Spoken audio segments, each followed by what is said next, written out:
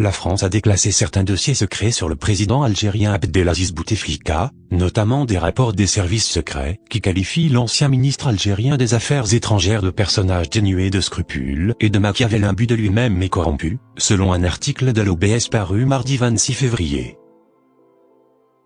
Les rapports du SDECE, ancêtre de la DGSE, le dépeignent aussi comme un grand manipulateur, épris de pouvoir, le présentant comme l'homme de tous les complots, allant jusqu'à le présenter comme l'instigateur du coup d'État de Houari Boumedienne contre le président Ahmed Ben Bella en juin 1965. Selon les différents rapports du SDECE et de l'ambassade de France à Alger, Abdelaziz Bouteflika aurait senti sa fin à la tête de la diplomatie algérienne après des tentatives de son écartement de la part du président Ben Bella qui avait, auparavant, évincé son chef de cabinet Abdelatif Rahal. C'est ce qui l'a amené à entraîner le chef d'état-major Houari Boumedienne dans un mouvement qui aboutira au putsch contre le président de l'époque, toujours selon le L'Obs, qui fait savoir que dans les tortueuses arcanes du pouvoir algérien, Abdelaziz Bouteflika a réussi à éliminer tous ses rivaux. Selon le ministère français des Affaires étrangères, Abdelaziz Bouteflika et l'ancien ministre de l'Intérieur, Ahmed Medgri, ont réussi à écarter l'épouse même du président Boumedienne. Comment Bouteflika a-t-il pu écarter Anissa Boumedienne ?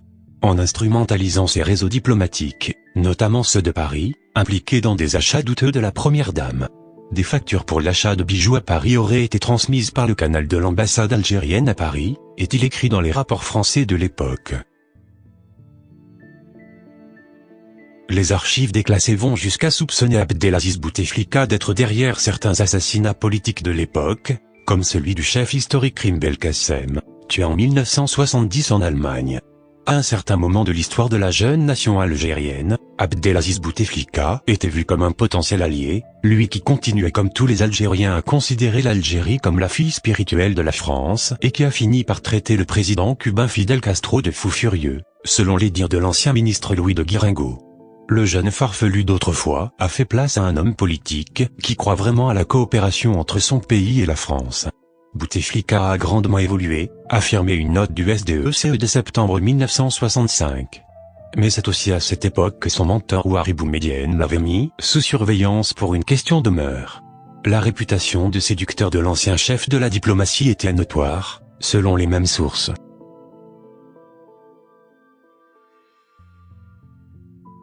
Les services diplomatiques de la France et ses services secrets évoqueront également l'écartement de Bouteflika à la mort de Houari Boumedienne en décembre 1978, le qualifiant de seul grand vaincu de la transition. Celui qui se voyait comme le successeur légitime de son mentor sera non seulement écarté de la présidence, mais, en quelques mois, de toute fonction politique, optant pour l'exil en Suisse.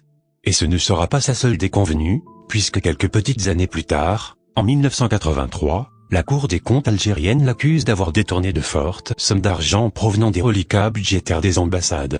Les services français ne mettaient pas en doute ces accusations, même s'ils niaient les faits.